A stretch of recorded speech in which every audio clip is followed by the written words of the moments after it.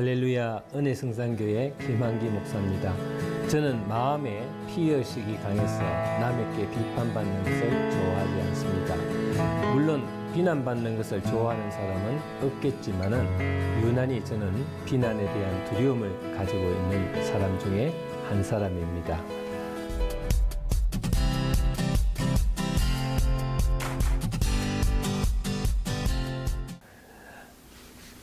저 역시 남을 비판한 적이 많이 있었습니다. 그러나 막상 내가 남들에게 비판을 받으면 마음이 쉽게 상하고 두려움이 생깁니다. 나는 목회를 하면서 성경을 통해 내가 남을 비판하면은 언제나 그것이 부메랑처럼 다시 내게로 되돌아오는 법칙을 깨닫게 되었습니다. 오늘 본문 마태복음 7장 1절 2절 말씀입니다. 비판을 받지 아니하려거든 비판하지 말라.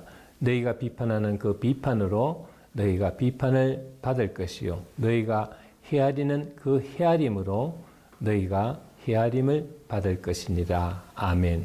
저는 가끔 열심히 설교를 하고 탈진한 상태로 강단에서 내려올 때 목사님 오늘 은혜 참 많이 받았습니다 하는 말 한마디에 다시 생기가 나고 힘이 솟구치는데 때로는 설교의 잘못된 부분에 대해서 판단받을 때가 간혹 있습니다. 그럴 때 저는 더 기운이 빠지고 마음이 상할 때가 있습니다. 설사 그 사람이 주장하는 말이 다 옳다고 하여도 그것은 나를 찌르는 바늘처럼 느껴지고 상처받는 나의 마음은 참 괴로울 때가 한두 번이 아니었습니다. 그러나 그러한 비판이 주님의 은혜로 실제적으로 경험하면서 아픔보다는 오히려 나의 성장과 성숙을 위한 주님의 프로그램이라고 생각되면서 비판의 두려움은 사라졌습니다. 그러한 비판의 두려움은 내가 오히려 배우고 반성을 해야 할 어떤 요소 때문에 오는 것이며 내가 찔리는 것이 아프고 싫어서 그것을 피하려고 하면 할수록 더 많은 고통과 문제가 생기게 되는 것을 알게 되었습니다. 주님의 은총으로 나는 나를 향한 날카롭고 공격적인 적대감의 말에도 익숙하여졌고 그러한 비판이나 비난에도 대처하는 나의 의연한 모습에 내 자신도 놀랄 때가 있었습니다. 그것을 나에게 있어서 너무나 놀라운 변화였고 자유함과 평안의 열매라고 할 수 있습니다. 저는 내적 치유 집회를 본교회에서 하는 경우가 많습니다. 그래서 교회에서 서로 상처 주고 상처받은 분들이 있다면은 이 시간 그 사람에게 가서 용서를 구하고 용서를 받는 시간을 가지겠습니다 했는데 강대상을 향해 걸어 나오는 성도들이 몇 분 계셨습니다. 그분들 모두 저에게 상처를 받았다는 것입니다. 한 사람은 자기를 위해서 기도를 안 해주었다는 것이었고 또 한 사람은 자기가 인사를 해도 목사님이 잘 안 받아주었다는 것이었고 또 한 사람은 주일날 말씀 선포 메시지가 자기를 향해 비난했다는 것입니다. 참으로 기가 막힐 노릇이었습니다. 조금 억울한 마음은 들었지만은 그래도 놀라운 것은 그런 집사님과 근사님들의 말이 전혀 거북하거나 부담이 되거나 아픔이 되지 않았던 것입니다. 아마 예전 같으면 마음이 상하고 분노가 일어났을 것입니다. 그렇게 열심히 사랑하고 기도해주고 돌봐주어도 다 소용이 없구나는 생각으로 조금은 서운한 마음이 들어왔습니다마는 그러나 나는 주님의 풍성한 역사로 인하여 나의 부족함을 되돌아보고 조심할 수 있는 기회라고 생각할 수 있었습니다. 성도들 대할 때 조금 더 사랑으로 친절히 대해야겠다는 마음이 들었습니다. 우리가 어떤 아픔을 겪는 것은 사실 우리가 과거에 상대방에게 비슷한 종류의 아픔을 주었기 때문일 때가 많습니다. 왜냐하면 자신이 직접 겪어보지 않고는 그것이 상대방에게 얼마나 고통이 되었는지를 잘 알 수가 없기 때문입니다. 우리에게 이유 없는 상처는 없습니다. 죽 심지 않은 것이 내게 돌아오는 일은 없습니다.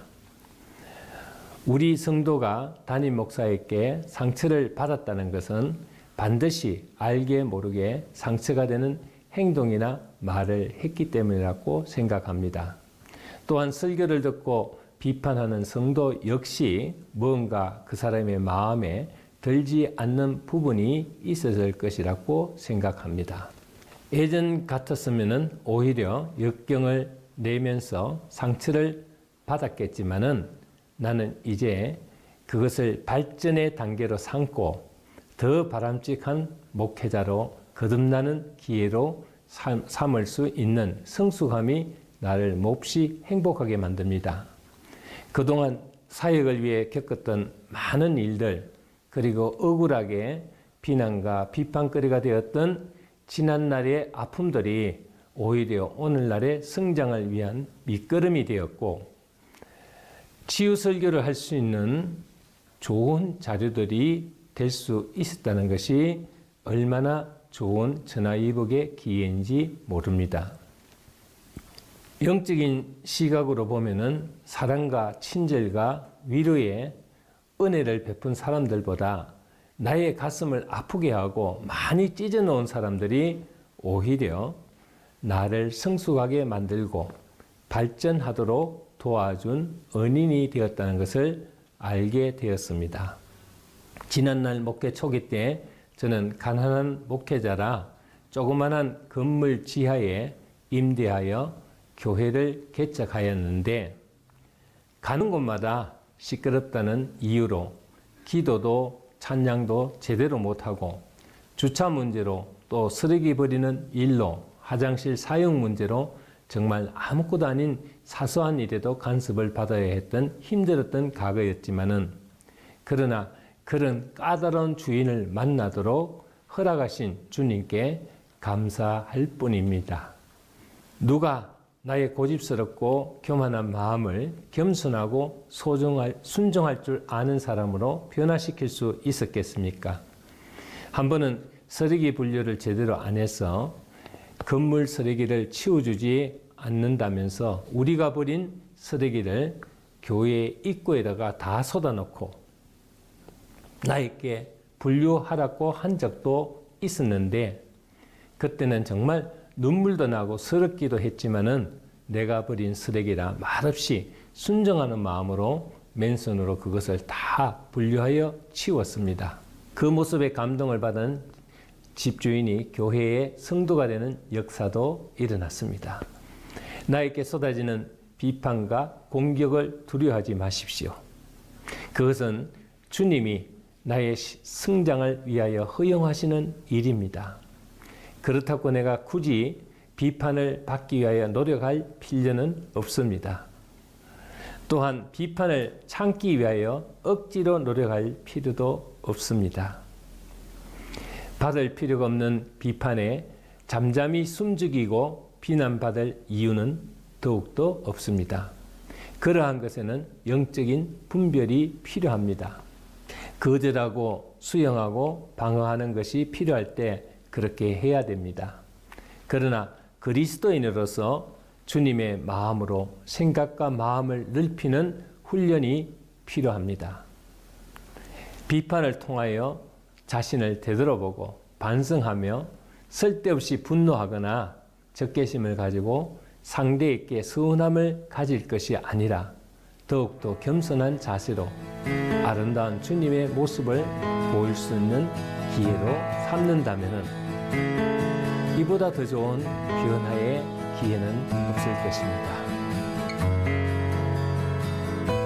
비판을 두려워하지 마시고 오히려 주님의 사람으로 거듭나는 좋은 기회가 되시기를 주의 이름으로 축원합니다. 감사합니다.